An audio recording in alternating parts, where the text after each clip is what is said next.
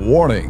Bitag Live Morning caters to mature audiences. Topics discussed are particularly on hot, timely, current issues purposely intended for Filipino viewers and listeners worldwide.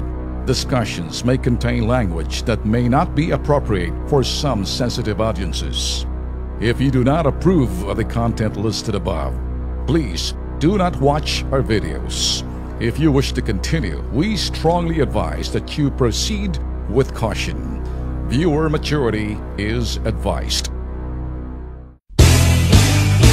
May punto ho yung mga taong tumutuligsa at kumukontra at kritiko ho pagdating ho sa sinasabing paggamit ho ng Constitutional Assembly kaysa Constitutional Convention.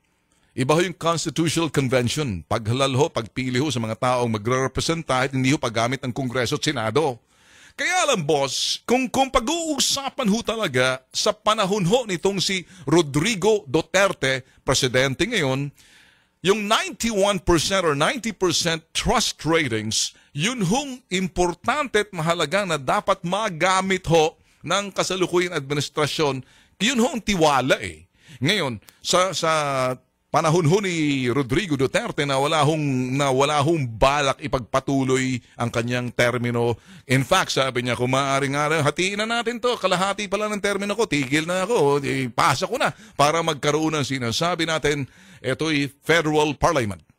So ngayon, mga boss, yung federalismo na sinasabi ho na nitong si President Digong, kinakailangan, bago tayo mapunta riyan, dalawang bagay lang, Constitutional Convention, if not Constitutional Assembly. Sabi ho ni President Digong, mas madaling magamit at there will be, sabihin ho natin, speed na tinutuligsa rin ho nila.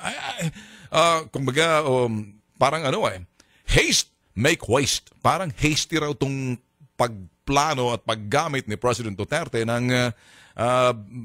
biglaan ay Constitutional Assembly. Ngayon, kaysa Constitutional Convention na magastos na abutin ka ng 6 or 5 billions to 6 billion para may sa katuparan lang na para amyendahan sa ligang bataso natin. Ngayon mga boss, ito rin yung mga tumutuligsa, ito rin yung mga trapo, ito rin yung mga kung hindi man sila trapo na sila pero nalagay sila sa posisyon nila sa pamamagitan ng sinasabing party list na hindi naman talaga sila hinalal bilang isang individual na sinabi siya si Juan de la Cruz, si Pedro Penduko or si Pedrong Pendejo na siya'y hinalal bilang isang kongresista tulad ng ibang mga trapo. Hindi sila hinalal bagkus hinalal sila, marginalized daw kasi sila yung sinasabing party list. May mga pros and cons ho yan pag pinag-usapan ho ang party list.